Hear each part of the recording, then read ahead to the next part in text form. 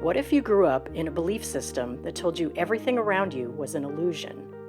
What if you were told everything that happened to you, from being sick to stubbing a toe to being bullied at school, was your fault for not knowing the truth? What if you were denied even the most basic health care, from pain pills to checkups to vaccinations? How do you unravel yourself from this belief system? And what happens when you do? My name is Hillary Alexander, and this is Leaving Christian Science. So, welcome to episode 2 of Leaving Christian Science. This time I'm going to be interviewing Jeremy Bowers. Hi, Jeremy. Hi. I met Jeremy through Facebook, through the Ex Christian Scientist Facebook group, which I think I've been in at least 10 years. I know that I was definitely in more of a crisis place when I joined, like I think a lot of the new members probably are. And I found it extremely helpful. If for nothing else, just to find community and people that go through shockingly similar experiences and get it and understand it and don't say, what? Well, why are you doing that? Why do you feel that way? I don't understand. No, we understand. Definitely. Yeah. So Jeremy, you're based out of Canada, Yep. and tell us the story. When did Christian Science find your family? How far back does it go? I guess I'd say I'm third generation on both sides, but it found my mom's side earlier, I think, through her father. Um, I I'm a little bit more sketchy on my mom's history because we didn't always talk about it. And I've learned a lot from it, just from a little box of memorabilia I found about a month ago, going through some stuff I'd been carting around since I inherited it from them. So I don't know if my grandmother, her mother was into it until she married my grandfather, who was always into it, and from what I know, quite hardcore about it. My grandmother was from Western Virginia and immigrated to Canada when she married my grandfather. So I have some distant cousins in West Virginia and Virginia. Long and short story, that's also how I got status to live in the States for a number of years. Hmm. My grandfather died of, surprise, untreated diabetes when mom was about 18. So back in the 1940s, my grandmother was left to raise basically two kids on her own. My mom was nearly 18 and she bolted as soon as she could because she didn't want to be parentified, and went to live with an aunt and went to university in Manitoba, while my grandmother and her much younger siblings ended up in Victoria, BC, which is quite a ways from Manitoba.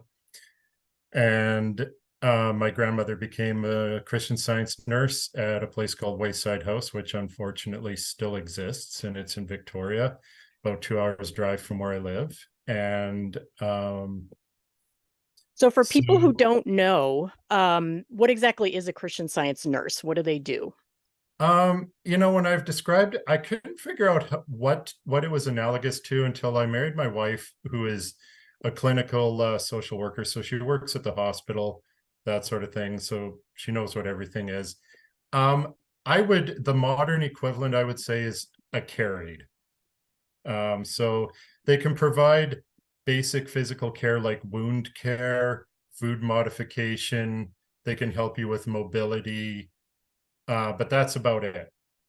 In Christian Science, obviously, they're very forbidden from administering medication, but care aides also would be. You have to be a registered nurse, at least here in BC, to administer medication. So, in a nutshell, that's what a Christian Science nurse is, more of a care aide. Yeah. So did you Um, ever talk with your mother about the loss of her dad? Did she have any sort of take on that? Like, how did she explain that to you, or did you just not talk um, about it? we didn't talk about it much, but sometimes you can get a lot just from someone's tone Yeah. when they talk about something. She did tell me what it was. That's how I knew it. And it was confirmed by other relatives as well. Um, she I could sense an undertone of bitterness about it, Mm, and connecting a lot of dots from those conversations from years ago to what I discovered in this box of memorabilia. She was close to him, I think. She was never close to her own mother. They had a not so good relationship. Um, you know, my mom was born exactly 9 months after her parents got married in a very conservative Western Manitoba town, which is the Canadian equivalent of, I don't know, Texas Panhandle, probably down in the States. So the chin waggers were going full tilt when she was born. they were all doing And math. she, yeah, and also she was not planned. And my grandmother never hesitated to let her know that. Ugh, But that's not really CS related. right. But so I think there was bitterness. Um, and I have a feeling, I mean, she always kind of questioned it, but she was never upfront about it. It was always under the surface. And she saw doctors on the sly once in a while. Mm, But at the end of but in her last days, she chose CS. She chose a Christian Science death. yeah. And I mean, we'll probably get into that later. But, Yeah, definitely. That's an important topic. So when you were a kid, did you get medical care? Did she take you to doctors or give you pain pills or anything like that? no, um, I'm one of three kids that my parents had. I would be the middle child. I had a sister who died 2 years before I was born, and a younger brother who I did grow up with, but he died when he was 16 and I was 18. Oh, wow. I wouldn't necessarily relate their deaths really to Christian Science, but because they did die under medical care. But there's laws here in Canada that don't allow you to deny your child medical care when they need it. The reason I never received it is you could say I didn't need it necessarily. I put air quotes around I didn't need it. I should have had it, but luckily I recovered and I was fine. And back in the 1970s and 80s, the schools were less likely to question if a kid was absent for a week or anything like that. Nowadays, you'd be getting reported to the Ministry of Children now, or down in the States, probably county authorities, whoever does that. And but so my parents kind of got away without giving me medical care probably when I should have had it. Like when I was 6, I suffered from just absolute head splitting earaches. I did I too. described Yeah. I described the pain as being like having a nail pounded through your head. And when now I realize that could have been treated simply with antibiotic eardrops and pain medications.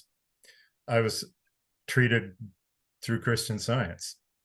Yeah, I definitely have very visceral memories of writhing in pain in bed Oh God. with terrible earaches around that age, really young, probably 4 to 6, Mhm. and obviously not getting any treatment or comfort, No, no. you know? There was a weird duality with my parents. They didn't fall into the total radical reliance camp. Like I've heard some horror stories, from various ex-Christian Zionists about, parents being mad at them when they got sick, punishing them, like sending them to their rooms and all of that. I never got any of that. My parents were they acknowledged I was in pain. Like they didn't say, oh, that's bullshit. They said, they acknowledged it and they comforted me. Some of my best childhood memories are my mom singing hymns to me. Yeah. I swear her voice could have cured cancer, so could her hot lemonade with honey.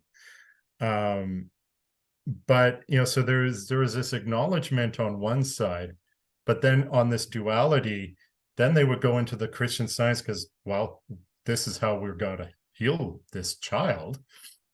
We go to Christian Science where we deny it now. So you're somewhere like between 4 and 6 years old when I remember these earaches hitting me and other maladies. When I was in second grade, I missed 2 weeks of school from, I think it was whooping cough or something. I don't remember exactly. It was horrible. But, you have this comfort and acknowledgement, but then this denial. And sometimes I was put on the phone with a practitioner who barked it into my ear that wasn't aching. Right. That pain is not real. And I'm like, I mean, obviously, a kid, I'm not thinking this, but as an adult relating this, I'm like, bull fucking shit, it isn't. Yeah, it isn't to you. So, you think about it, and this relates maybe to a later topic we'll get to about mental health issues. But, I've read some literature, and if anyone wants to learn something of really good stuff about psychology and that sort of thing, look up Gabor Mate. He did a lot of work with addicts in Vancouver, BC here. But a lot of it can be related to any kind of childhood trauma. Your brain is wiring itself from when you're born till about 6 years old. Because if we came out with a fully developed brain, no woman would survive childbirth. So during that time, you have a physiological need for love, comfort, and acknowledgement. And if you don't get that, it fucks with you. You end up, the guys on the street that I used to see every day where I worked in Kelowna, or a different dimension of that is you're growing up, say, in a cult like Christian Science, and your pain is not being treated properly, it's being denied.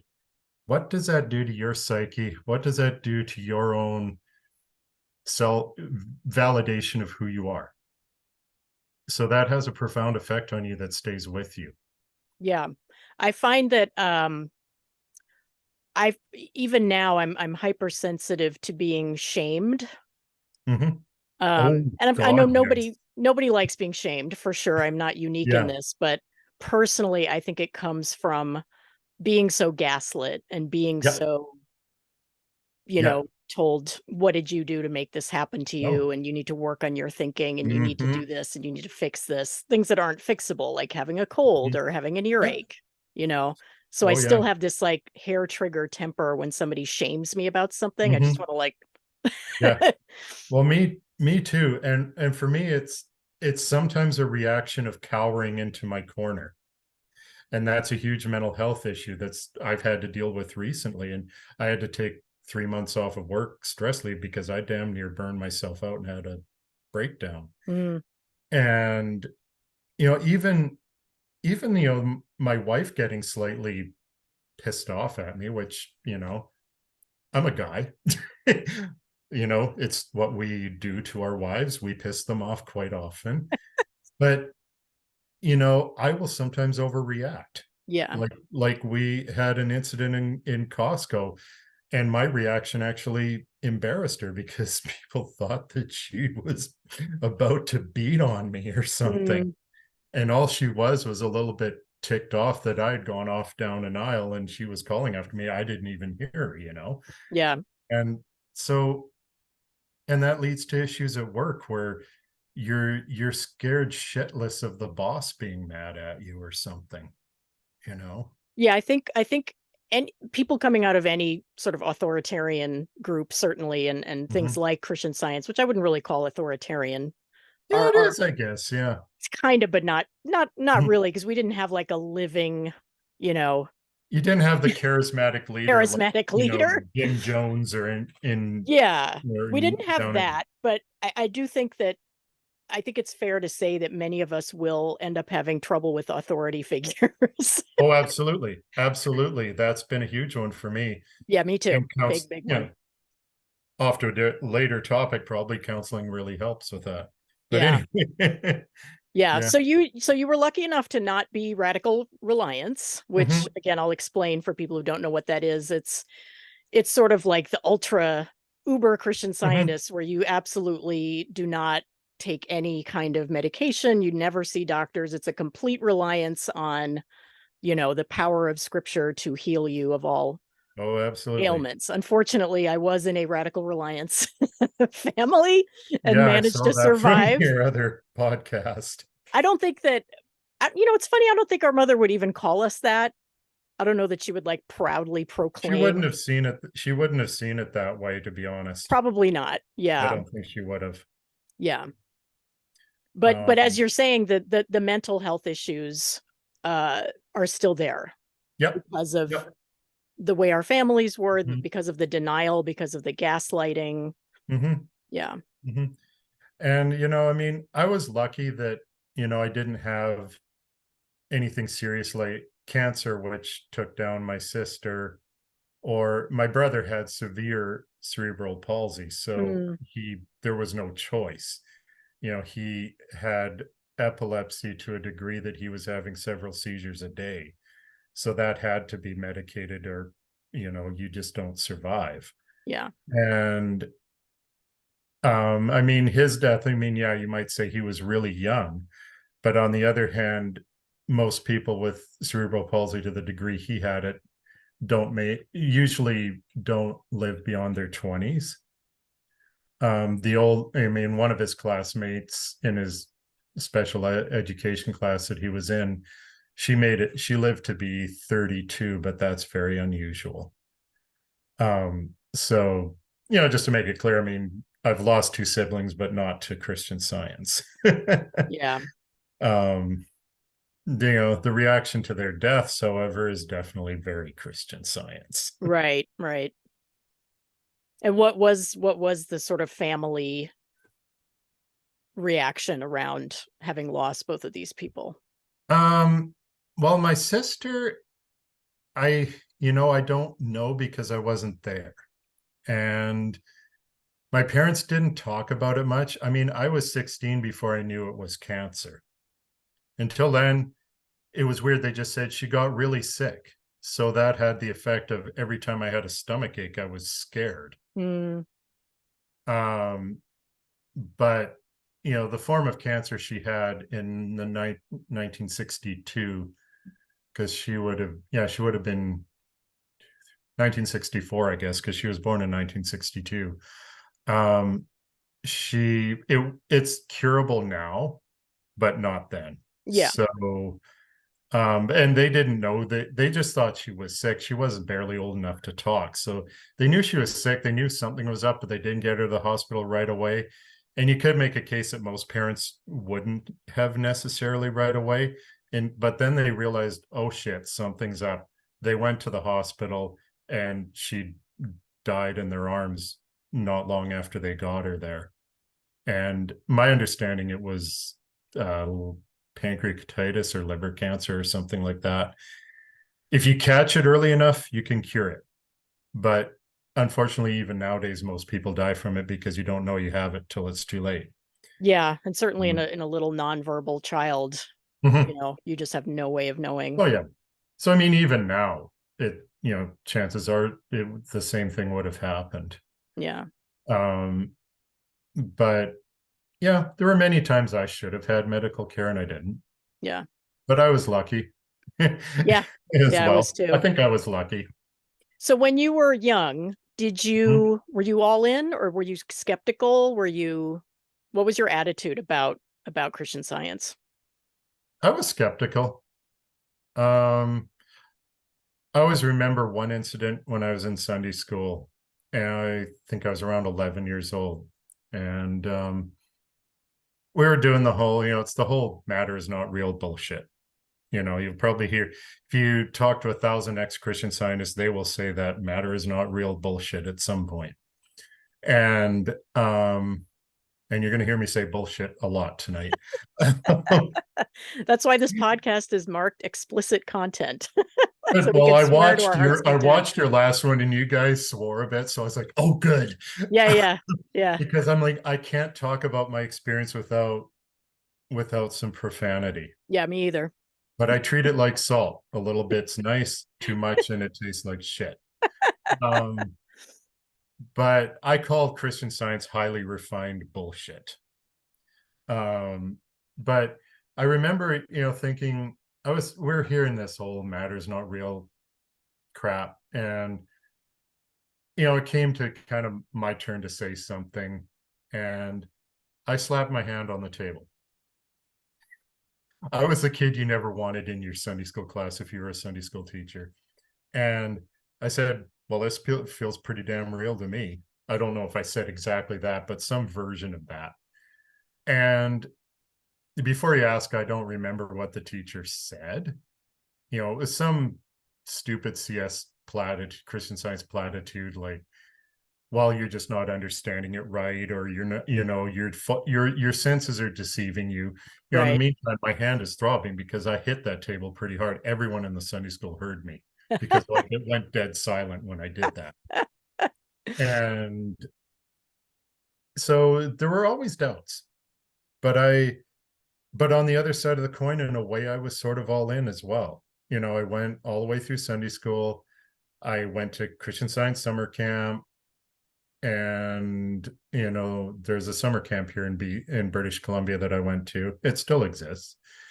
And then I went to Principia College for 4 years. I started when I was 20. I waited a few years. And so I think it was kind of like I wanted it to work. And if admitting that it was bullshit meant that I had to admit that my parents were idiots, and I loved them, and I didn't think they were idiots. I still don't think they were idiots. I think they were misguided. Yeah. So, there's a lot of factors, and, it gives me a lot of empathy for people and understanding of people who are stuck in abusive relationships, really. You think it should be straight up easy, he hits you, you should leave. Christian Science doesn't work. It's bullshit. You should leave. And it's more complicated than that. Yeah. And especially when so much of it is about honoring your parents. Mm-hmm. And not even so much trying to make them proud of you or anything like that, but really, there's this deep sense of, I want to honor them. I want to follow through with the things that they gave me. Yeah. Abandoning them seems cruel. It seems unkind to them. Exactly. Yeah. I think that's what held me in, because I didn't leave till after they died. So, yeah.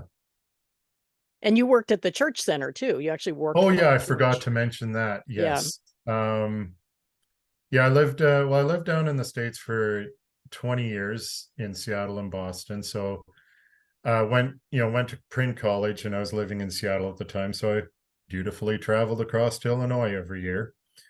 And then I moved to Boston and worked there for 10 years. Yeah, 99 to 2009. And initially worked in the broadcast services department, the people who produce Sentinel Radio and annual meeting broadcasts and all of that. June was never a time you could take vacation. And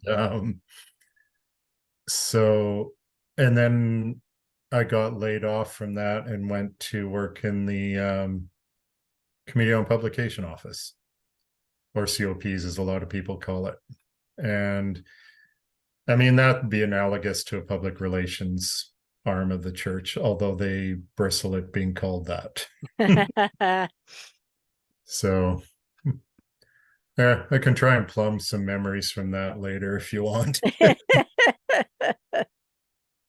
So when did you start to really come away from it? You said it was after your parents died and you were free to abandon it. How did that go down for you? I'll try and give you the Coles Notes version. Otherwise, we'll be here for hours. But it was around about, it was 2009. My parents both died in 2009. Oh, wow. So I lost my parents when I was 41 years old. And which is sort of young. Most of my peers, I'm 56 now, most of my peers still have at least one parent. I mean, my parents were older when they had me to start with. So mom was nearly 40 when she had me. But, because she'd be 95 or something if she was still alive now. But they both died on holidays. Mom died on St. Patrick's Day, March 17th, and dad died on Christmas Day, December 5th. So I do have a complicated relationship with Christmas. Yeah, Different subject. absolutely. My wife loves Christmas. I like it, but you know, um, Complicated. it's Yeah. to put it in Facebook terms, it's complicated. And so I first became aware of mom being ill probably not long before Christmas 2008. And dad would just kind of drop little hints, Easter eggs, if you want to call them that. And then finally I remember getting a care package because we had kind of talked about me coming out for Christmas, and then we decided, well, you know what? Don't bother. The weather's shitty out here in the winter. It's hard to travel. Why don't you just wait and come out for a longer time in the spring, which is when our association meeting was. And we can talk about what that is later. Um, so we agreed I wasn't going to come home for Christmas. So they sent me a care package with mom's usual baked goods that I grew up with. And there's a lot of belief in the like indigenous spirituality that I later embraced after I left Christian Science about the energy you put into food when you prepare it. Mm, And even though I'm atheist now, I think I do put some stock in that, because when I ate those goodies, and this was stuff I have eaten into since I grew my first tooth, um, something was off. mm, I couldn't put my finger on it, but something was off. yeah. I'm sure she made it exactly the way she normally does, measured everything the way she normally does, cooked it, all of that. But something was off. I can't deny it. I distinctly remember it. And then it was shortly after that that dad came clean that she was seriously ill with something we don't know. And so eventually, I think it was January 2009, he carted her off to this Christian Science care facility, Wayside House. They lived in Kelowna, BC. Wayside House is in Victoria. Maybe the same province, but it's a long way. Provinces here are a lot bigger than your states. And so 6 hours drive and 2 hours on a ferry, because Victoria's on an island. I live on an island now. And so somehow she made it, and she was there until she died. And dad never went into a whole lot into what she was dealing with physically. That just wasn't he was a Christian Scientist. I was a Christian Scientist. It's not something you would have Um, discussed. Yeah, it so wouldn't come up at all. no, it wouldn't. But some of the bullshit stories that were shared with him by the nurses after he left, like he stayed there with her for a couple of weeks, but then he had to come home and pay bills and deal with the house. And so he came home and left her there in their care. um, and he would get reports from him that she was sitting up with them beside the piano singing hymns, dancing in the hall. And I mean, I kid you not, this was the shit that he told me anyway. um on the other hand, years later after their deaths, I'm talking to one of my cousins, who was one of my only cousins that also grew up in Christian Science. Most of the rest of my family were not Christian Science. And my aunts and uncles were all raised in it, but most of them left except one. And but this cousin lives in Victoria, and she went to visit my mom all the time. My mom was like a second mother to her. So um and she painted a very different picture. She said, your mother could barely sit up. Mm, And she was in unimaginable pain. I could tell that from the conversations I had with her on the phone. We went from talking, barely speaking on the phone much, because neither of us are much for talking on the phone, to every day. And I kind of made that effort because I kind of had a feeling. And you could tell she was in pain, just the tone of her voice. She was choking back some major league pain. And you go to the hospital and say, how's your pain? 1 to 10, 10 being the worst. I'd probably put her pain at 20. And there was no fucking way she was doing all this stuff. Yeah. My cousin described her abdomen being distended like she was pregnant or had swallowed a basketball. Um, she died there. She was 80 years old, and it's a license under the Care Facilities Act here. So those circumstances didn't necessitate an autopsy, and my dad wasn't about to ask for one, so couldn't tell you what killed her. I have theories. Yeah. Either some sort of a bowel obstruction or something like that, or a very fast metastasizing cancer. So my Yeah. wife Well, thinks it was an obstruction based on what I've told her. interesting. Yeah. We'll never know what killed our mother either. Yeah. Some questions will never be answered. No. In our gruesome case, because our mother died alone in her apartment after she had alienated both of Oh God, us. that was horrific. Like she'd been there for days or something, right? At first we thought days, but based on when she was found, and when her last internet activity was, I mean, it could have been weeks. Oh dear Lord, and it was down in Down in Brazil, like a Brazil.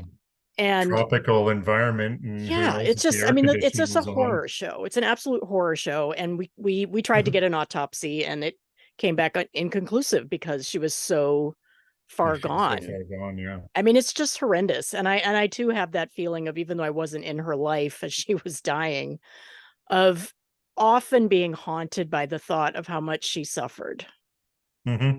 physically. Oh I mean, God. certainly emotionally she was suffering too. I've no doubt. But Mm-hmm. the thought of what the horrific agony she must have been in, and it breaks my heart. And you can't even imagine it. I mean, basically, in a nutshell, and I've heard it said in online among ex-Christian Zionists, it's a 19th century way of dying. Yeah.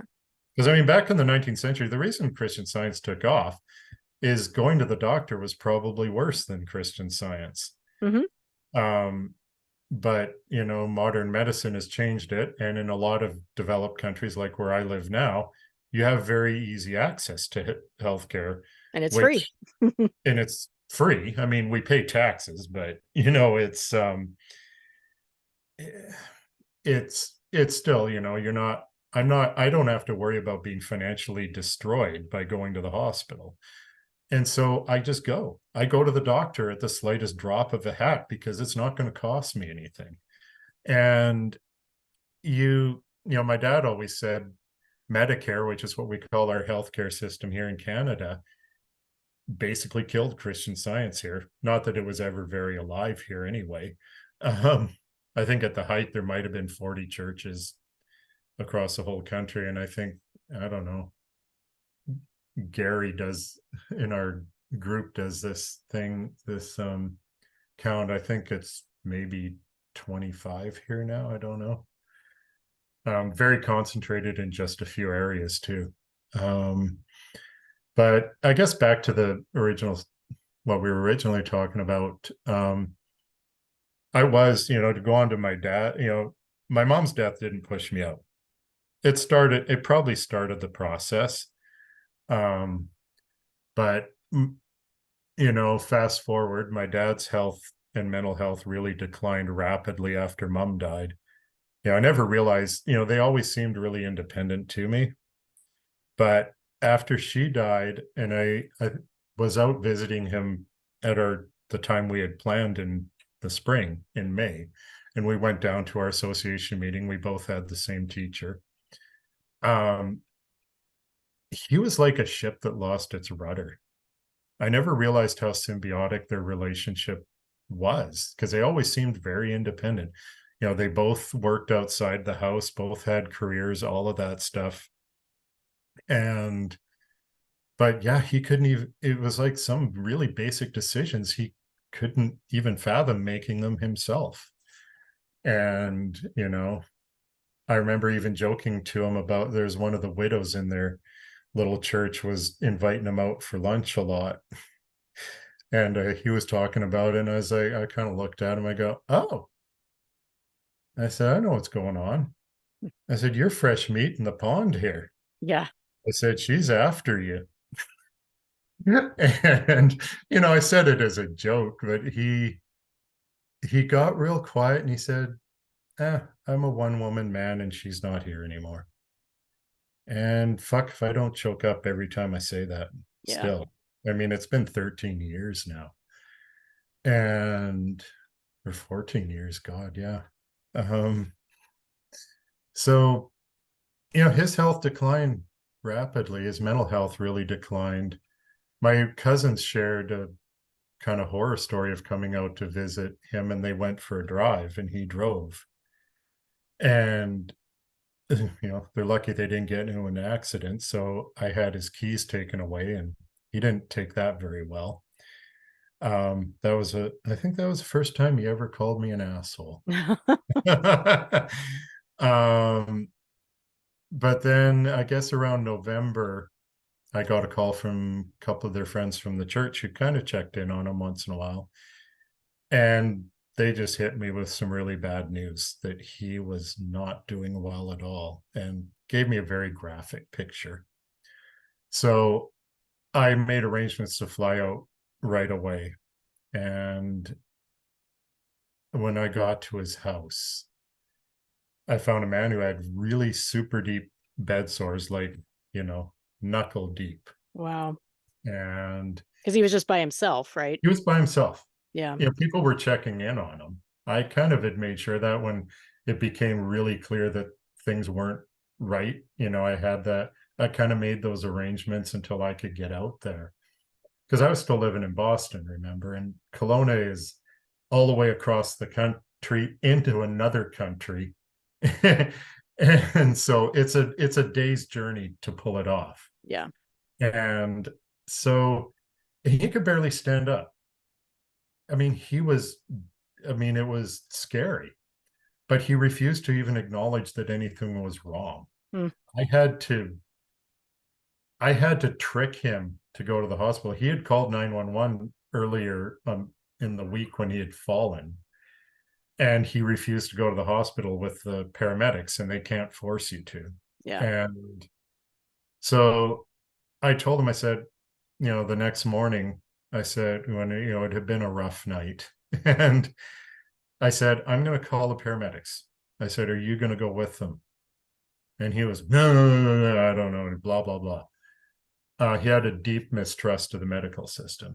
And I said, tell you what, I said, if you don't go and you stay here, let's say I leave you here and I go back home. I said, guess what's going to happen? I said, you'll probably die. And then the authorities are going to ask me, well, what the fuck did you do? You just left him there. And I basically told them I made up a bullshit story that I could be held criminally liable if I left him. Which is not true, but he doesn't know that. Right. So that's how I got him to go. And I rode in the ambulance with him. And long and short, he never left the hospital. He died there. Shortly after I got him in there, he had a massive stroke, and that sent him deep. He was already kind of slipping into dementia. That sent him off the edge. The brain scans that they took showed evidence of earlier strokes, and one that they said was particularly old. And that took me back to a memory of the 1990s when something happened and we thought it had been healed. Wow. It wasn't. Yeah. But I figured, that was a stroke as well. And I think the fall he had in the house was another one, and then he had the one in the hospital. So basically, he was rendered like a child afterwards. He wouldn't recognize me when I came to visit him sometimes. And, first time that happens, cuts through you like a hot knife through butter. Yeah. And until you realize what's happening, I realized that in the dementia, he was time traveling. And when he didn't recognize me, it's because he thought it was like 1942 or something like that. And he was 12 years old and he and his brother were beating each other up. Hmm. And my speech pattern is very similar to my uncle's. And so when I would come in, he would sometimes look at me and go, "Hey, asshole," because that's what he called his brother when they were kids, because they hated each other when they were kids. As adults, they were friends. Yeah. Right? And the nurses kind of would thought it was funny. There was one time I came in, I guess I was just in a really bad mood. I was getting stressed because I stayed out for a month until after he died. And he goes, "Hey, asshole." And I just looked at him and I said, "I don't have to fucking take this shit from you anymore." I said, "You know my name." And I looked at him and it shocked him back to the present. And, I think the nurse was like, oh shit, what's going to happen? Yeah. And then we had our visit. So I visited him every day and I spent usually I would go in and spend the whole afternoon and give him dinner and stuff. But when I checked him in, I had signed all the forms that basically said don't take extraordinary means, to keep him alive or anything, because he and I, over many, many years, had had very explicit conversations about his wish. He had watched his own mother waste away in a care facility after a bad stroke, and he did not want to go that way. So after I realized the prognosis for him wasn't good, I know it sounds morbid, I didn't want him to survive because I knew he was going to be in a state that would just traumatize him. Yeah. It's not what he wanted. No, Yeah. it absolutely isn't. But I do know what killed him. It was congestive heart failure. The doctors figured he'd probably been suffering from it for at least 5 years. I pin it down to 6 or 7 years from some early memories. Like when they came out to Boston to visit me and we were walking through this, we went down to Virginia because I wanted to show them Washington, D.C. and all that. And we went to this place called Natural Bridge State Park, which is beautiful. And you park the parking area and then you have the parking area and then maybe, 1 kilometer at the most walk along this broad, flat, wide path along the river to this natural arch that the river's cut through a cliff. And very easy walk. Mom and I just hoofed it right away. Dad had trouble. He had a lot of trouble. And I noticed that. That was the first time I noticed it. And that was probably 6 or 7 years before then. And then I watched a steady decline from there. And sometimes I did say, "Well, have you thought about going to the doctor? This seems kind of serious. This isn't getting any better." And his response was some version of, "I'm scared to go because I don't want to know what I'm going to find out." Wow. So that, it's a very Christian Science reaction. You're Isn't it afraid. though? You're afraid. I mean, I have atrial fibrillation myself. And I think I've had symptoms of it since at least 2006 or 7 when I was still in this crazy sauce, as I call it. And I remember being very alarmed at these symptoms. They would come and go. I mean, I don't really get them now because medication corrects it. But once in a while I do, and I'm not afraid of them because they're not harmful. Left untreated, atrial fibrillation can lead to what my dad had, ironically. Yeah. So yeah. My mother said something very similar to me. I forget when this was, obviously when we were still in touch, and we were talking about getting a colonoscopy or getting checked out or something like that. I love those. Yeah, because her father had died of colon cancer and her sister ended up dying of it also. So it's in our family. And gosh, she yeah. said the exact words she said to me were, "Well, if I go do something like that, they're just going to start finding stuff." Yep. Oh yeah, exactly. It's like, well, yeah, that's the whole point. That's a damn fucking good thing, maybe. Yeah. It's so funny that they all say that. And so then yeah. Well, it's like, and this is part of what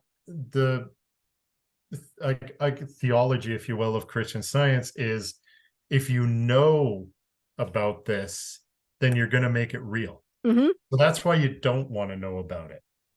And, I mean, to really cover that ground, it's a conversation in Christian Science theology, which we're not really here for. But yeah, that's one of the things that theology does to you. You Yeah. have you get this fear of knowing. So something happens to you and you're afraid of it. Like I had kidney stones when I was in CS. And boy, that didn't scare me, you know. Um, and good Lord, it's painful. But there's so much anxiety that comes into play. Like I told you about the atrial fibrillation symptoms I would feel once in a while. You get anxious, you're like, oh God, oh God, oh God, I'm gonna, Well, then later when you're diagnosed, I mean, 10 chances to 1, you're going to be okay. You just need to treat it. I mean, you're not always going to be okay. That's not a guarantee. It could be cancer, Yeah. but um, for me, knowing is empowerment. Yeah. And, I always, I always remember sitting in the hospital with Dad in his last days. And, and this goes to probably one of the other things we want to talk about is what was the turning point for me. I remember looking at some, notice on the wall or something, and it had the name of the health authority, Interior Health. And I just remember kind of looking at that and going, I don't know why. And just thinking, and then I'd look back at Dad and I go, his fate is not, I'm not going to suffer this same fate. And I kind of pin that as like that moment where I decided I was done, although I didn't consciously know it at the time. But that was the turning point for me, and just the compassionate care he received there. Um, I'm not going to call it love because they're professionals. They're there to do a job. But you know what? They did it with compassion, despite the fact that he was a complete ass to them half the time, because that's what dementia does to Yeah. you. They're He went used to from it. being a very wonderful, kind man to, it turns you into an asshole. And So now, were there practitioners involved oh with yes, him? Yeah. oh yes, there's a wonderful I feel topic. like there's a story here. Oh yes, there is. I've shared some of it in the online group. I know we're not supposed to talk about what happens in Vegas, but I shared it, so I can say that I have. But yeah, there was a practitioner he'd been working on for years, or working with for years on this problem. And that's what Christian Scientists call them. It's a problem. And it was, I will name and shame. Man's dead anyway. Ed Little. He was a practitioner and teacher based in Bellevue, Washington. He was also my teacher. He was Dad's teacher and my teacher, and he was a practitioner on the case. He made a decent amount of money off Dad over the years. And when I took Dad to the hospital, one of the things, I did was, because it's what you're supposed to do. And I was still in this, remember, I'm still Christian Scientist. I told him, because I felt like he had to know, because there's this big thing about not mixing the two. Oh, yeah. And his reaction was something I didn't expect. Instead of, understanding or even the slightest bit of compassion, he was pissed off at me, absolutely righteously pissed off. He yelled at me through the phone. And this was the day I had gotten Dad into the hospital. I had just been driven back home after riding in the goddamn ambulance down the fucking hill over the lake to the hospital. And and basically realizing my dad was probably about to die. And so he angrily says, "You've betrayed your father." He said that. He said, "Why couldn't you have gotten him to Wayside?" This place I told you about where my mom was. And I was just shocked. Like, I think I had a moment where I didn't quite know what to do or say, whether to just bust out in tears. But my reaction was very calm. This is sometimes my reaction when I am extremely angry. I just get calm and just this very quiet voice like this. And I said some version of, I said, well, to do that, I would have had to bundle them up in the car and drive for 6 hours over the Coquihalla summit in November through a blizzard, possibly. And I said, you got to realize Dad can't sit up for more than about 10 minutes. And he would have had to sit up for 6 hours, plus a 2.5 hour ferry ride and a 45-minute drive on the other side. I very calmly said, I would have started out with Dad and I would have ended up with a corpse. And I don't think would have wanted to try and explain that to the fucking RCMP when I reported his death. Yeah. And what did he say to that, if anything? I don't know. Honest to God, I don't even remember. Yeah. Because I kind of blocked out the rest of it. I think our conversation I remember the end of the conversation was, well, I can't support him anymore because he's in the hospital, but I can support you. And I said, well, great. Thanks. How much is that going to cost for your support? Yeah. I was just, I don't know if I was angry or shocked or it was all of it. And there was a practitioner a not journalistic practitioner at their local church in Kelowna who offered to work with them. She didn't have a problem going to the hospital. In fact, all of the members of that little church in Kelowna at various times visited him in the hospital. And there was maybe like 11 members of the church, like every other Christian Science church, it's dying. It's gone now. Tiny. Yeah. And the church really doesn't exist anymore. I think they shut down. But COVID was the final nail in the coffin. And at one point I went to visit him in the hospital, and I would say 3/4 of the members were there. So unlike a lot of Christian Scientists, these people, I give them props. They were wonderful. But eventually he died. Yeah. He about 4 days before he died, they told me he stopped eating. And I said, well, if he doesn't take food, I don't want him, you could feed intravenously. I didn't want that done. I just said, keep him comfortable. Yeah. And Christmas Day, I went in to visit him.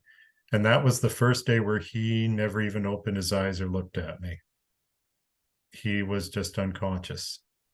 And I kind of had a feeling, you just have that feeling. So I was with him most of the day till like about 4. And then I was invited to a friend's place for Christmas dinner. An old friend from high school days that I'd reconnected with, and she had recently lost a parent as well. And so I went to their place to have dinner with her husband and her kids and her, and phone rings. And the only people who had this particular phone number I was using was the hospital. So I knew it was them. We just finished dinner and they told me. And so I told my friends, and I just packed up, went to the hospital, and yeah, that was it. Life was forever different after that. And I went back to Boston, but my heart wasn't in it. And the job was going south anyway because of Christian Science toxicity. And I found out that I was probably going to get fired from the job because I wasn't measuring up in some way that they were expecting, but refused to communicate with me. Which also sounds very Christian Science, by the way. Oh yeah, I mean, a whole nother topic could be working at the mother church. I learned all about passive aggressiveness and Yes. toxicity from working there. And Toxic positivity as well, I'm sure. oh dear God. Yeah. Maybe a little later I'll share a little funny and scary anecdote. But I just decided to, 10 years of working there, I made friends who shared information with me, and I found out I was going to get fired. So preemptively, I just quit. And fortunately, my parents left me, modest inheritance of a house and a little bit of money. And, it enabled me to quit, bail the fuck out of Boston, and come back home to British Columbia. And I lived in their house for a year, sold the house. I took a year off from working because I had to, it's like my life and my career was wrapped up in Christian Science. And Yeah. so I was jumping into the abyss. But, I was privileged. That made it, having that made it easy to leave in a way. Not everyone has that. And so I acknowledge that a lot of my good fortune is privilege. And, the, yeah, the process of leaving was gradual. Took about 3 years. I guess I went to one more association meeting, oddly enough, even after that confrontation with my teacher. And I remember later, I confronted him via email on the whole thing. It was after this association meeting. And I realized after I got home from it, it was down in Seattle, and which isn't far from here. And I realized that was the last time I was going to go. But I confronted him on email later about it, told him exactly how it felt for me, all of that. I was honest. I wasn't unkind, but I was honest. And do you think there was any measure of humility in that fucking asshole's Of response? course not. Of course not. He doubled down. Yeah. He doubled down and said that, well, I think I knew your dad on a deeper level spiritually than you did. Great. And I crafted a response that was the written equivalent of 1,000 nuclear warheads coming at him, because I have a decent command of the language. And I was just fucking livid Yeah. because my dad and I were incredibly close my whole life. We had hours long philosophical conversations and never kept secrets. There was nothing about me he didn't know, and nothing about him that I didn't know. And for this man to interject himself like that was just, I mean, hubris is the word we have to describe it, but that doesn't hit it. There's, I have to make up a different word. And I didn't send the response because what good would it have done, really? I'd have been reducing myself to his level. So I just said, fuck it. And that was the last communication we had. I had withdrawn from association. I had told them I no longer believed in Christian Science, which was a requirement for being in it. And that was it for that. So that was probably 2011, because the last association I went to was 2010. So that was probably around 2011, some-ish, somewhere around there. And then the last formal tie was withdrawing from the mother church. And I think that was, I don't know, I found some correspondence on an old memory stick I have here, which was dated, I think, 2013 or 14, one of the two. So it took about 2 years. for the formal ties to go away. So for you, you say you're atheist now.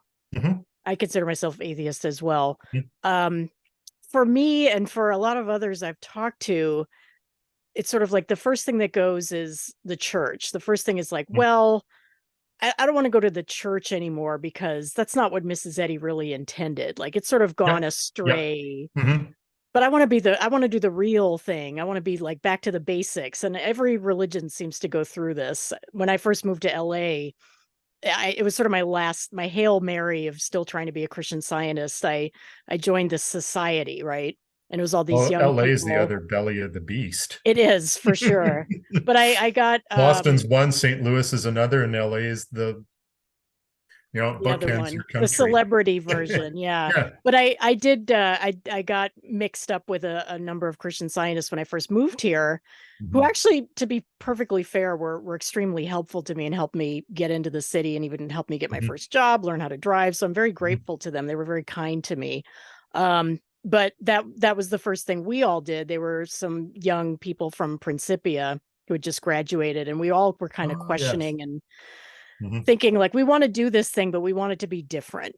Mhm. So we formed this little society, and we would kind of sit around and have these philosophical discussions about science. And when I say Mhm. science, I mean Christian Science, because of course we Oh, always of just called it course, as science. opposed to real science. Right. It wasn't actual science, it was Christian Science without the Christian Yeah. word. So that was sort of the second step for me was, well, I still believe in this thing, but it has to be done differently. Mhm. It Yep. has to be done Yep. more purely than how Mhm. I was raised in it. And then the step further from that was, well, maybe it's not so much. I can't really call myself a Christian Scientist anymore. I can't really be part of this organization, but I'm still a believer. I still believe in Jesus. I still believe in the Bible. I still believe in Yep. God.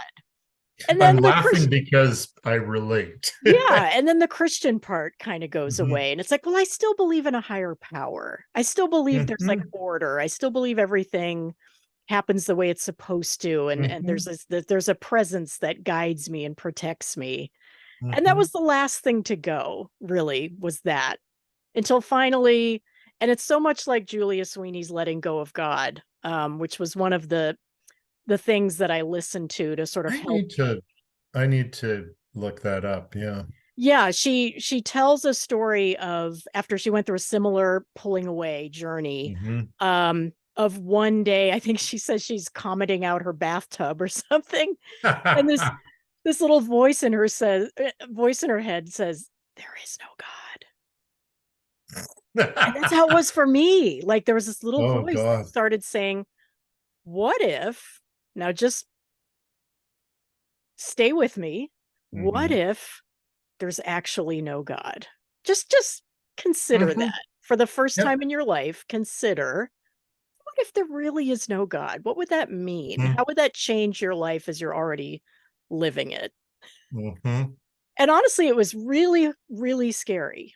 Really Mhm. scary. And my sister and I talked a bit about this feeling of not being protected anymore, that something Mhm. terrible was going to happen, that some calamity would befall you that wouldn't have Mhm. befallen you anyway. Yeah. you know so how was that for you? Did you sort of go through those same stages of sort of Yep. slowly stepping down, or was it kind of all at once? It was similar. Similar but a bit different.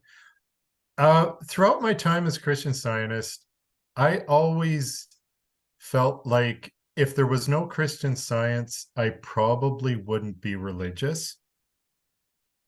Um, Mainstream Christianity never had an appeal to me. It didn't for me either. And Yeah. then when I moved to the United States, see, Canada is a very secular country. And where I live in British Columbia, the majority of people demographically are not religious here. But the ones who are, I mean, the worst, the most hardcore Christians in Canada do actually live in British Columbia, oddly enough. Hmm.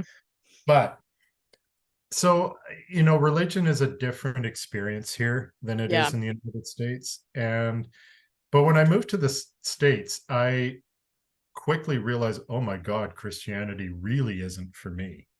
Because that's when I got to know evangelical Christians, the ones who love Trump and the Republican Party and think racism is okay. Yeah, it's Um, great.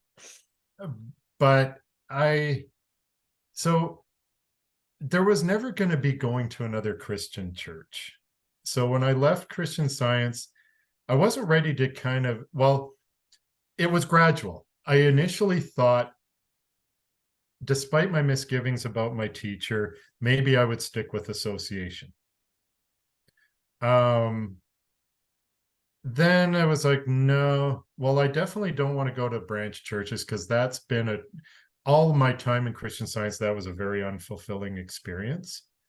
And then, I thought, well, maybe I would just still read the books or whatever. There was, kind of that year of 2010, early 2011, that's kind of where I was. Then a lot of I mentioned my high school friend. This person was kind of that keystone person that launched me to the circle of people I have now, even though I don't like a lot of the people I initially hung out with from her introductions, I don't have any contact with. But if I look at most of the people around me in my life, even including my wife, there's only 1 or 2 degrees of separation from this person. Now, my friend Kelly, she wasn't religious, but she was spiritual. And she introduced me also to indigenous spirituality. You'd call it Native American down in the States. She's not indigenous herself, but when I was dealing with dad's issues, she brought me to sweat lodge ceremonies. And that really got me through it. Yeah. Like it's there's a sense of God in that belief, but it's different. Like there's a Lakota word that a lot of people will hear. It's pronounced Wankantonka. And I remember listening to a Lakota elder. The Lakota people are from the North and South Dakota in your country and a little bit into Alberta here in Canada. And a lot of the ceremonies like powwows and other things that you see are based on their tradition. A lot of other ceremonies have been lost because of what Europeans have done to indigenous people, which, that's a different subject. But Wankantonka doesn't mean God. A lot of people think it does. But he said, no, it's more like the spirit that is within everything. And even as an atheist, that's sort of my view. And, like when I walk through the forest, I live in a rainforest, trees that are, 200 meters high, that are 1,000 years old. And you can't, I put my hand on them and I can't deny that I feel something. This is a being that has 0 fucks to give about my problem. Because this thing was a seedling when Jesus, if he existed, was alive. So Yeah. well, maybe not quite that old, maybe like, but you know what I mean.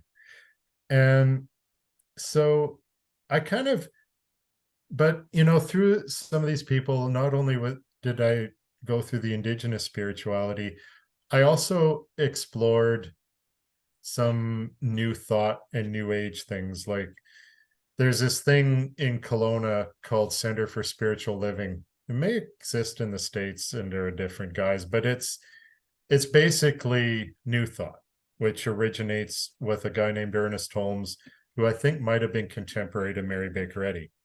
And in fact, new thought would be a cousin of Christian Science. I wrote a whole blog post about some of this. So, it has its roots in the teachings of Phineas Quimby, which is where Christian Science has its roots. Yeah. And I can feel the barbs of 1,000 Christian scientists saying, no, no, no. And I say, yeah, whatever. So I explored some of this. I got into, crystals. I kind of went through a lot of different stuff. And then, I just kind of got to a point where, I knew there wasn't God in the way I believed in it anymore. I came to that conclusion. But I thought maybe there is something. So I kind of was agnostic until I really, got into I really read on what does atheism mean? What is it? And at its core, it's you don't accept the existence of a deity. And I thought, well, that's me. Yeah. So it's kind of like within a day, reading this, I think it was even just the Wikipedia article or something. I was like, I'm atheist, and I'm fine with that. Yeah. And what would change my mind? Evidence. Yeah. If there is evidence that a deity exists, I'll accept it. I will still hate it because, For all the horrible things it well, look causes. at the horrible things, like there's a meme that goes around, it's a quote attributed to David Attenborough, but, I don't know if it actually is or not. Memes are what they are. But he talks about this worm that can only exist when it burrows into the eyeball of another creature. He said, try and convince me that there's an all-loving God if this thing exists. If that isn't in a nutshell what I think of the whole idea of God, Yeah. nothing says. And so, there's a British comedian, Stephen Fry. Yeah. I love him. Him, and he did this interview, I think it was on BBC, where the interviewer obviously is a true believer. And he talks about, well, if there was a God, I would, in my words, I'd tell him to fuck off. Because look what you've done, this and this and this and this. And he outlines a whole bunch Yeah. of things. And that's exactly where I end up with it. Yeah. Yeah. So yeah, I just ended realizing I was atheist, and you know what? I'm totally fine And with you're it. okay with that. My wife is atheist. She was raised that way. She outside of Jesus, she hardly knows anything about the Bible. My God, I envy her. Yeah. It strikes me every once in a while that, my non-religious children know virtually nothing about the Bible except they know what it is. Mhm. But to That's where think my of how wife much is. we read it, how much we studied it. I never read it all the way through. It was always a goal of mine to read the Bible all the way through, which is almost impossible. I sort of crapped out at the in Deuteronomy with Yeah, the begats, but you But went for through us, some of the really bad stuff. yeah, the Bible was very much a part of our life, and we read this Mhm. thing every single day. And I forget Mhm. that a lot of other Christians don't. They don't, They and don't even Christian read it. Scientists don't. And yeah, maybe Christian Scientists don't too, but I read the thing. I mean, I was very into the Bible, and um it's sort of it's odd, and yet it sort of makes me happy that there are people that just don't know anything about it, will Yeah, never pick it up, will never have they're any blissfully interest, unaware. and And blissfully I envy, unaware. it's like Eternal Sunshine of the Spotless Mind, that Yeah. Jim Carrey movie or whatever. Um, Yeah. It just doesn't exist for yeah, them. And I'm and like, wow, and imagine that. yeah, her whole family is like that. I won the lottery with in-laws. Um, but and she didn't know obviously about anything about Christian Science until she met me. I think she'd heard of the Christian Science Monitor. Most people Right. have. Yeah. Or And they think we're Scientology. yeah, I think there was that too. I don't remember exactly. If she popped her head in the door, she'd probably correct me. She's at her sister's place right now, I think. But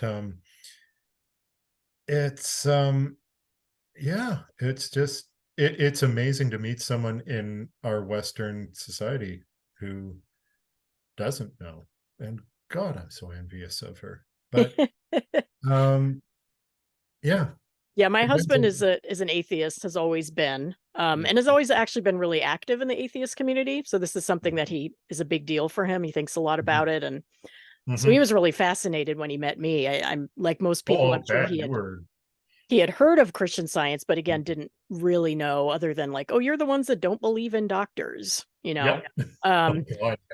but one thing that he and I have talked about, and this sort of gets back to your story of just being in nature, you Hmm. know, we've talked about the feelings that you get as a believer, especially when you're praying, especially when you're in church. Because I did have these feelings, this sort of feeling of awe, Hmm. you know, and peace and contentment. Um, I thought those were tied to Christian Science. Hmm. You know, I thought that I would not ever be able to have those feelings again. And I realized that's just not true. You can get Yeah. it in nature. You can get it Yeah. swimming in the ocean. You can get it. One of my favorite stories that I heard recently was from, I think, an ex evangelical who had been going to these mega churches all of her life Hmm. and had these wonderful, profound feelings of joy and awe at Oh church. yeah. I found God. I felt Jesus Yeah, she in me really or felt something. it, and she I would go feel to Gary the churches same. Yeah. where they have these rock bands and, you know, there's Yeah. thousands of people and they're all raising their hands and just everyone's there Hmm. together and they're all like-minded people having this wonderful feeling. Hmm. And later when she left the, you know, belief entirely, Hmm. she went to a rock concert and had the same feeling. I get. I would get the same feeling of euphoria at an AC/DC concert. In fact, I think it Exactly. would be better. And she said in the I think it was in a podcast, and she said, you know, I realized it wasn't that I enjoyed being in church, it was that I really like going to rock concerts. Yeah, exactly. Well, and that's how they, and those are the only churches that are really growing in the States, I think. But I don't, it's, because religion in your country is declining. You're just, 20 or 30 years behind the rest of us. Yeah, But but those churches are gaining because, yeah, it's like going to a rock concert. I probably wouldn't have hated Sunday school if I could have, listened to Van Halen for an hour or something. exactly. um, But you I think know, what I'm trying to say for anyone who might be listening and might be, you know, afraid to leave because they're afraid of losing those feelings. You're Mhm. afraid you're never going to have that feeling again. Mhm. It's trust me, that feeling is not tied to religion. No, it's not. If You you want will. moments of peace, if you want moments of contentedness, they're in nature, they're from Yeah. meditating, they're from yoga. I mean, Mhm. it's all around. You really can still tap into that and not be a person who believes Oh in yeah. magical things. I remember, probably mid 20s, tens, like 2015-ish. I get outside a lot. I was out kayak. I think I was kayaking. And I was taking pictures, and then later I get home and post it on Facebook because that's what you do nowadays. I post pictures of my dinner for fuck's sakes. But I remember posting this one picture, and I'd gone kayaking on a Sunday up in the mountains somewhere, mountain lake, and I captioned it, "This is my church." Yeah.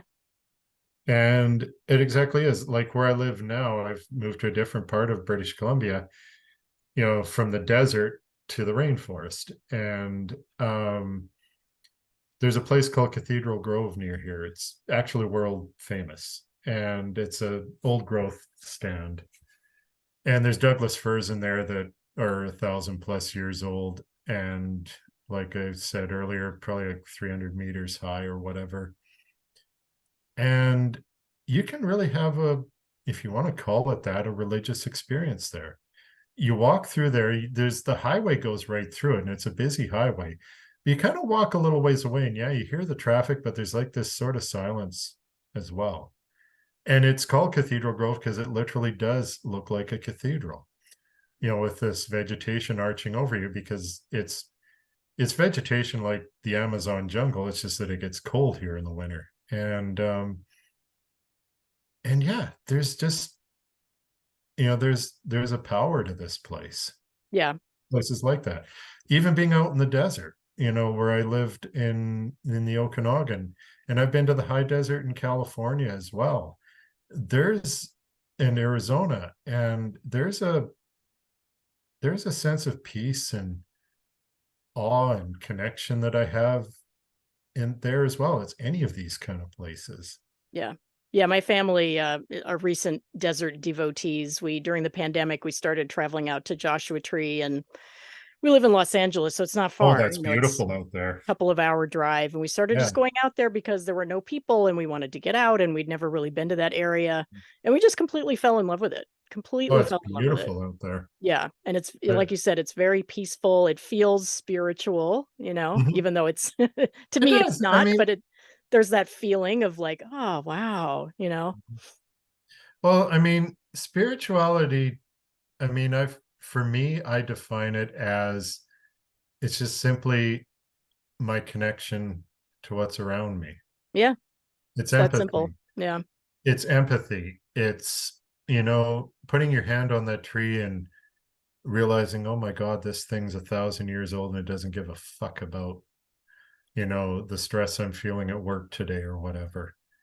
Um, and it has zero fucks to give about Christian Science. Yeah, exactly. And Yeah. it I went through exists.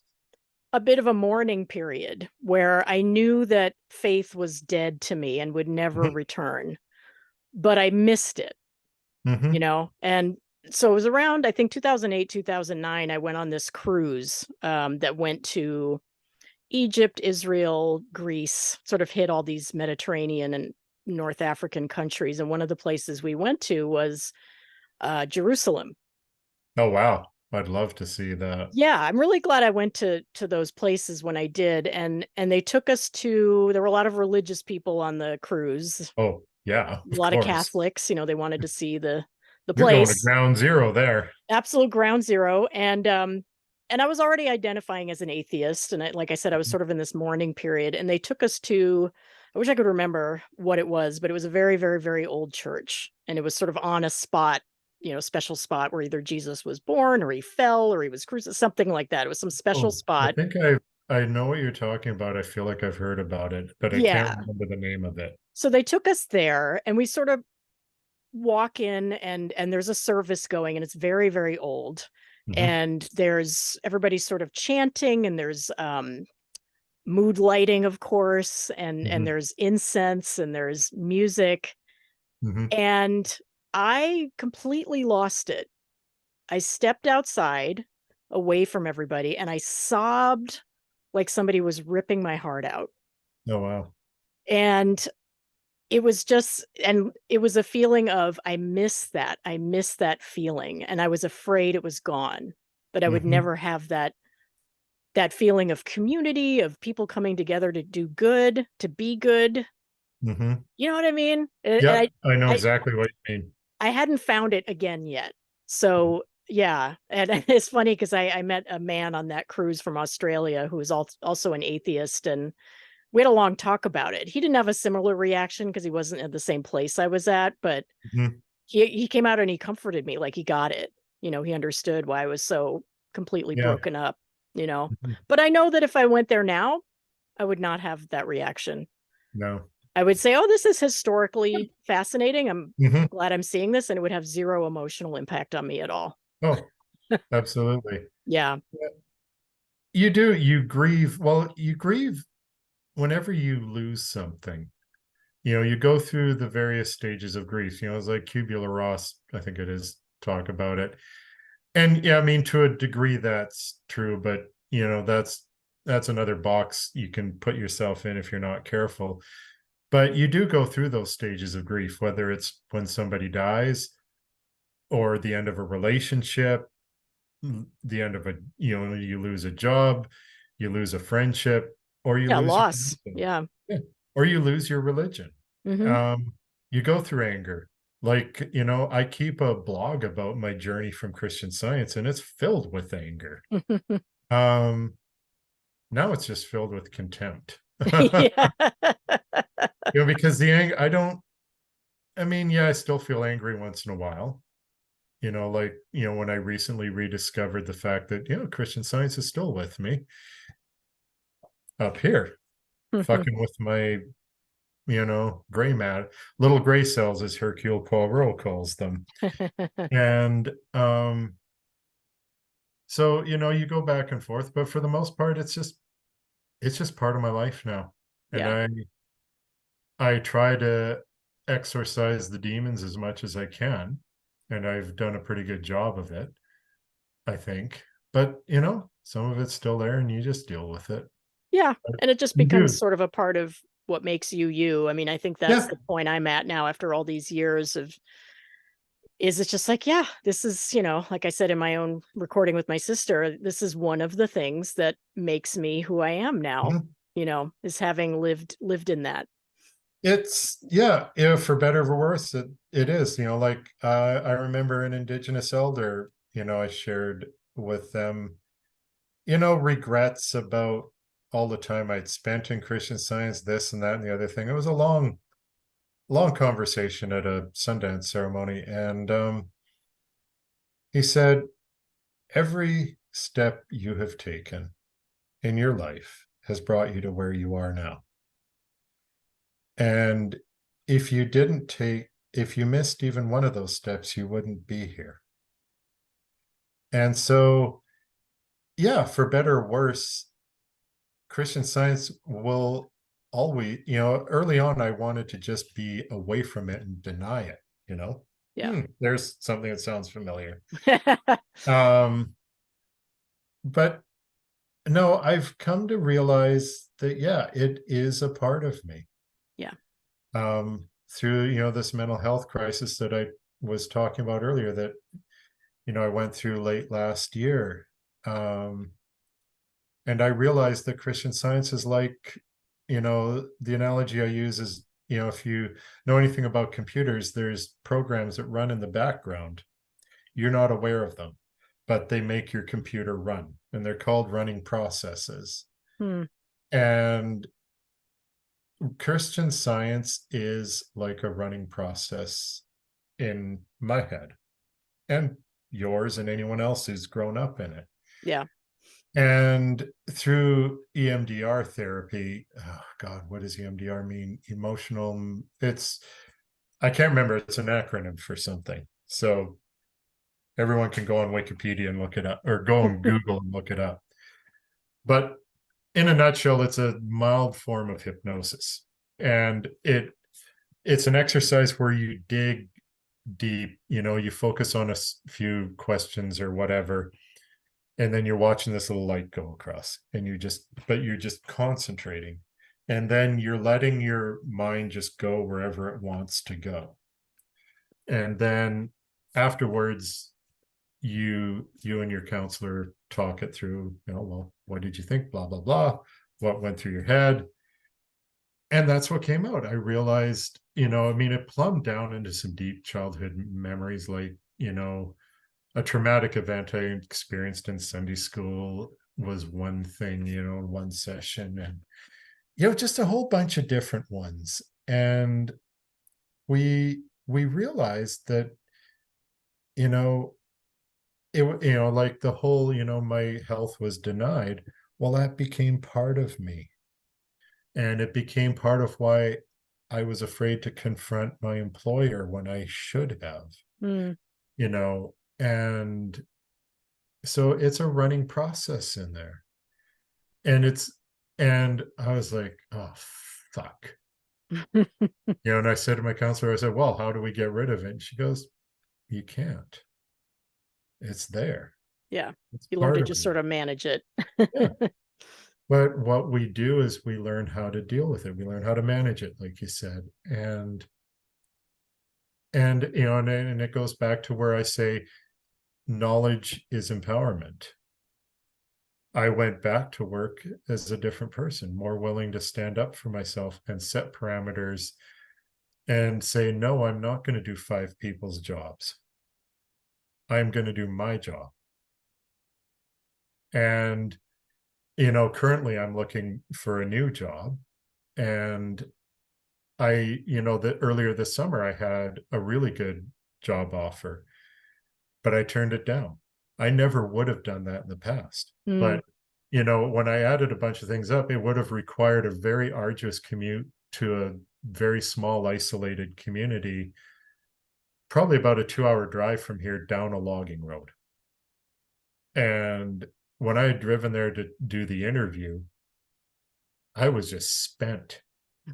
And, there was a thought that, part of the job could be done remotely. That's what they had expected, but I would still have to be there 2 or 3 days a week. So there was going to be 2 or 3 days I would either have to live in this community of 200 people and nothing else to do, especially in the winter when it rains all the time, or commute each day up and down this road. And I just thought, every other aspect of this job is perfect, but I just can't do this. I'm not going to sacrifice my life for work. I moved here to where I live now because I wanted to be near family. I wanted to be in a smaller community. I mean, this is a small town. It's not even 20,000 people. Kelowna is over 200,000. And I just thought I would just be going back to a different version of where I was. And so I turned it down. Yeah. That's a big step. Yeah. Yeah. Learning to set boundaries and is learning difficult. to realize what you're going to put up with and what you're not. I mean, it would have been a wonderful organization to work for. Don't get me wrong. They were absolutely wonderful people. It was a First Nations government, Indigenous government here. But I just thought, I can't do this commute. And I needed to be honest with them and with myself. Yeah. And, and they were very graceful about it. They understood completely. And, there was no hard feelings. Absolutely none. Yeah. I mean, people usually react well when you just say what you mean. Yeah, People respond well to authenticity, Yeah. You're honest and, graceful, obviously. And, and I outlined all the reasons, and, and that's where it was. And, there's a plethora of other jobs I've been applying for, which would be perfect. And they're based here, in Port Alberni, where I live now. Yeah. And, the commute would be, I could walk there in 10 minutes or drive in 5, Yeah. Nothing's very far away in a small town. Yeah. So I think I'll ask you, I probably know the answers to these already, but I'll ask the 2 questions I'd like to ask everybody at the end of the podcast, which is, would you call Christian Science a cult? Oh, okay. Yeah, I would. Yeah. I wrote down some notes, so this might be an edit point. Okay. So, just give me a minute, because I really wrote some shit down here. So, in answer to your question, is Christian Science a cult? I don't know. To me, that's an emotionally loaded term, so you have to be careful. Yeah. I mean, honestly, if you look at the dictionary definition, you could make a case that every religion's a cult in some way or another. So, to me, cultism, like a lot of other things in life, exists on a spectrum.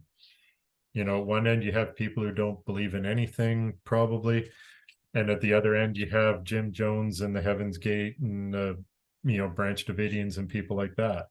And Christian Science, I think, somewhere in the middle, but closer to that crazy end. So, in answer to your question, yes, I think it is a cult, but it's not like a lot of the classic cults. You can leave and you're probably not going to get harassed and pursued like Leah Remini did from Scientology. That's not going to happen to you. Yeah. You are going to lose friends. You are going to lose family in a lot of cases. But you're not going to have an organizational hit team after you or anything like that. Yeah, there's no fair game in Christian Science. And there's no charismatic leader who's alive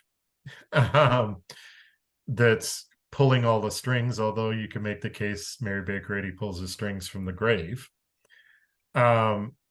So, you don't have a Jim Jones, you don't have a whoever the dude was with the Branch Davidians, David David Koresh. Koresh, yeah. You don't have that. You don't have, they're hoarding guns and they're making you drink Kool-Aid and shit like that. Christian Science makes you drink a different kind of Kool-Aid. And, I think of one person, I remember seeing her when I worked in Boston. And I've gotten to know her online and on the phone. We worked on a project several years ago. Liz Haywood, who lost a leg thanks to Yeah. Christian Science. Yeah. And she calls it Jonestown in slow motion. I love that term. That's such a Exactly great term and so accurate. So, yeah, it is a cult. Yeah. To a degree. I think it is. There's its own lingo that sort of isolates you in a way. There's a strict belief that isolates you. Like I was embarrassed as a kid to talk about Christian Science. I never wanted to talk about it. You and your sister talking about that reminded me of that. It's weird. And even as an adult, I didn't talk about it with non-Christian Scientists. But now that I've left, I'm extremely free. I don't like talk about it from every rooftop, but I'm not afraid to talk about it. Yeah. And the reactions I get from some people are just priceless. They look like I've grown two heads or aliens just landed in behind me or something. Yeah, it's hard for most people to digest, for Oh, sure. yeah. My wife thinks Christian Science is abuse of the highest order. Yeah. And gaslighting. I mean, she's, what she's learned about it, she's just appalled. So, yeah. Yeah. Second question, do you think Mary Baker Eddy was a shyster or a true believer? Both. I think she believed in the bullshit. I think she believed she was probably hearing from God. I would probably say it was maybe schizophrenia or something like that. So I think she honestly believed in what she was saying. Was she a shyster? Yes, definitely. I don't have insider information, even though I worked at the church. But, all you have to do, I would say, read some critical biographies. Read the biography by Edwin Dakin. And I was going to grab it and hold it up, but I don't know where I put it. It's out of print, so you're going to have a hard time finding it. Oh, here it is. Okay. This book is 90 plus years old. I got it on Amazon. Oh, I would love to read that. The other one is one that's credited to Willa Catherine Georgine Melmine, if I'm pronouncing her name right. Melmine, she is the one who actually wrote it. Willa Cather mostly lent her name to it. These are both critical biographies, but the big thing with them is they're written by people who were either contemporary to Mary Baker Eddy's time, or like in Dakin's case, his book was published in 1929. He was interviewing people who knew her. And he goes a lot into some of the shadier sides of things with Mary Baker Eddy and how she would conveniently become one way or another if it suited her best interests. And I will say Mary Baker Eddy, from reading a lot of these biographies, Mary Baker Eddy never met a dollar she didn't want for herself. She revised Science and Health over 400 fucking times. Wow. Evidently, God couldn't get it right the first time. Every time she revised that book, she required her students to buy the latest copy. Wow. That's very L. Ron Hubbard of her. Oh, yeah. And you've got to realize these students, and this information comes from a lot of these biographies I've read, even one that the church published by Gillian Gill. some of it. I don't know. I can't tell you which is which. I just read these a long time ago. But these, a lot of her first students were people who worked in shoe factories in Lynn, Massachusetts. And, her book would cost probably, I don't know what it cost. I think it was somewhere on the order of $10 to $12. We might not think that's a lot now, but that was a day's fucking wages back then. Easily. Yeah. Her courses of instruction with her, I think I read somewhere that they cost $1,000. I Wow. could be wrong, and it might be I know class instruction like that you can be taken nowadays is $100, and that's been set for over 100 years. $100 in $1,900 is like $3,000 in today's dollars.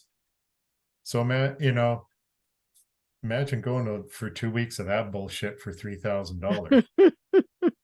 If Mary Baker Eddy's course of instruction was $1,000, which I am 90% certain that's the correct figure, that's the equivalent of $37,000 today. Wow. And a lot of these people they worked in factories in New England. They didn't make a lot of money. So, she died and left that church a fortune. I think it was, I don't know, I wrote it down somewhere. I lost it, but it was, like a couple $1,000,000, but $1910, the equivalent of $97 million today. Wow. Nearly $100 million. Her bequest still forms the core of the church's wealth, which is now in excess of $1 billion. So, the membership may die off, but there's going to be, basically a corpse in Boston forever. Yeah, it's like yet another of many groups that has tons of money, tons of real estate, and no actual members. No, well, they have assets of over $1 billion. Most of it's real estate in Boston, and a lot of that money also comes from the sale of branch churches that die. Yeah. The woman I dated when I lived in Boston worked in the real estate department there, and she told me about, well, yeah, we just sold the, XX church in Chicago, Illinois, or something for, $3.5 million or whatever the fuck it was. It's all money comes to the church. And tax-free money, right? Tax-free. Yeah. Absolutely tax-free. What's funny is I was told God my bless entire America. childhood that that Christian Science did pay taxes, and that's what made us special and different. I don't know who told me this. Well, there is the whole per capita tax thing, $1 a year. We laugh at that now, but you got to remember 100 years ago, $1 was, quite a bit. Yeah. It's what you earned in a day or something, probably. Yeah. But no, Christian Science is just as tax exempt as any other religious group in the United States. Yeah. I don't know why I thought they weren't. It shouldn't be, but it is. Yeah, exactly. So yeah, I think she was a shyster. Yeah. Or as someone put it, with these cult leaders, if you want to call them that they're the first member of their own cult. Yeah. She was a very, very, very shrewd business person. Yeah. And a master manipulator, no doubt, Oh, absolutely. An example, go back to the cult question. Back when she was alive, I think this comes from Dakin's biography. Anyone who went against her was vilified. Augustus Stetson. Yeah. I'm trying to think. There was a dude, a guy, I can't remember his name. I just remember his picture. And he was vilified in my association meetings as well. And the only sin any of them committed was to disagree with the high priestess of the royal order. God forbid. So yeah. If you ever want to see a different side of Mary Baker Eddy, just read some of these biographies. Which she would have called obnoxious books, right? That was absolutely. The term. Oh, there's another cult thing. You can't read anything that isn't authorized, because you know what happens if you do? You might start to realize that she's a big freaking, you know, what? I just don't want to use that. I'll use fucking bullshit, but there's certain words I won't use. Yeah. Yeah. So, Yeah, we yeah. were definitely discouraged from ever attempting to get alternate Mhm. viewpoints of Yeah. her, of Christian Science in Yeah. general. Yeah. But, for people leaving Christian Science, I think you have to be ready to read this stuff. Yeah. Like, I wouldn't, you know, you don't want to jump into the deep end of the pool till you know how to swim. And I think I wouldn't have done well reading this stuff when I first left, or even God's Perfect Child, Caroline Mm, Fraser's book, which is like, it's like my new Science and Health in a way. yeah. Yeah. Um, It's incredibly well researched and well oh God, yeah. written. That's where I pull my research, because she annotates it and I can look for the original sources if I want. You learn a lot from reading things like that. Um, Father, Mother, God, Lucia Greenhouse's book, that's where I tell people to start. And that's the one I handed my wife when we first got together. I just said, here, give this a read. You'll know what I've been through. Yeah, She here's was your just start. shocked. She was absolutely shocked. Yeah, I mentioned in my interview with my sister that when I was coming out, and you always have those moments of doubt and thinking, well, maybe it is really the real deal. Maybe I'm just whatever. I would refer to the child cases Yep. chapter, and I would make myself Mhm. sit down and read the whole thing, and Yep. I'd be reminded, no, this is a horror show. This is an Yeah. absolute horror show. Yeah. Caroline Fraser's book will really open your eyes. I haven't got the newest version because she did a revision. She interviewed me for it as well, based on my experience working at the church. And, I have read the chapter where what I said appears. I'm like, oh my God, that's me. I'm famous. um, uh, so I want to get the new one because she fills in a lot of stuff that's happened subsequently. And a lot of it, I read it and I'm like, oh, that happened while I was there. I remember this stuff. And, but it's like I say, it's the gold standard. Yeah, I And agree. that, I suppose, if there are any nails left to be pounded in the coffin of Christian Science, that book pounded the last one. I think maybe it was 2014 or 15 when I read it. I was pretty firmly out. I was even, I'd started writing my blog and everything, in 2013. But yeah, reading God's Perfect Child, that really just sealed the deal. Yeah, it did for me too. Yep. I think a lot of people have had that experience. Mhm. And that's why the church really, and the church really hates that book, because you can't refute it. It's irrefutable Yeah. because she annotates the hell out of it. Yeah, it's And not that's why opinion. she and that's why she did it. It's simple fact. Mhm. Yeah. And I took a leaf out of her book when I write my blog, or I write for the Ex-Christian Scientist site. I annotate the hell out of it. Like, part of my answer to if she's a Mary Baker Eddy was a shyster or not, I wrote a piece about that on the Ex-Christian Scientist site, completely debunking the fall on the ice story. Yeah, she fell on the ice, but the rest of it's bullshit. I mean, if it was such a miraculous healing, why did she start the process of suing the city of Lynn? Oh, and she forgets, and all of the Christian Science biographies, the approved ones, fail to mention how often she went back to the doctor who treated her after her miraculous healing, Mm, how often she consulted a fellow student of Phineas Quimby because she was still suffering the effects from this debilitating accident. You know, there's when I started doing research for that piece that I wrote, I was like, holy fuck. Because that's the foundational story of Christian Science. Every religion has their foundational story, like the Mormons, Joseph Smith somewhere up in upstate New York finding the special golden tablets that only he could Only he read, could translate. Yeah. or Islam with, Muhammad in the desert for 22 years or whatever it was. Everyone has their origin story. And that And was ours Christian is a Science. woman falling on the ice in Yeah, on the way Massachusetts to in a the friggin' 1860s. uptight temperance meeting or something like that.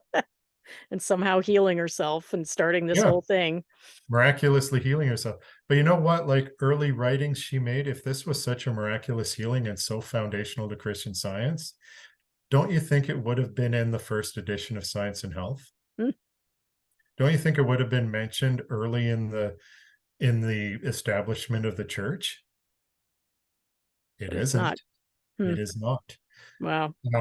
It doesn't appear till many, many years later, maybe even the early 20th century, where she starts talking about it. Wow. Um, and Do you yeah, think that's because she felt the need to have a foundational story? I think she, I think she needed to have some sort of thing that proves that Christian Science is this miraculous healing method. And so it was convenient to this was a story that could conveniently be turned into that. Yeah. And maybe she convinced herself that it was true the way we all believed the mythology as kids growing up. Memory is an interesting thing. Yeah. It's As we've it's talked not about. Yeah. infallible, but you know, the only truth to the story is she fell on the ice in February in Lynn in 1866. Yeah. The rest of the story is a myth. Hmm. She told it, as Christian Scientists tell it. Yeah. And we all retold it again and again. Mhm. So, yeah, she's a shyster. Yeah. Absolutely. Interesting. Well, thanks for that. I figured you would be a good person to bring in some of this history. Again, it's Mhm. been a long time since I've thought about any of this stuff, and I certainly didn't have a whole lot of exposure to obnoxious books. Oh, I made So, sure I exposed myself a lot to obnoxious yeah, books. yeah. All right. Well, it's been great talking to you, Jeremy. It's nice to finally meet you after all Yeah, these years and hear your thank you. story and thank you for all the work that you do in the group and with your blog and Thank you. yeah. Thank you. So so have a great night and maybe we'll see you sometime for part 2. Yeah. Well, you too. Yeah. Happy to do it anytime. Okay. Thanks for listening to Leaving Christian Science. Disclaimer, I'm not an expert, I'm not a historian, I'm not a therapist, I'm just an ordinary, imperfect human who had the misfortune of being born into Christian Science. The views and opinions expressed in this podcast are those of the guests and do not necessarily represent those of the host. This podcast is for informational purposes only and is not intended to replace professional, medical, legal, or psychiatric advice.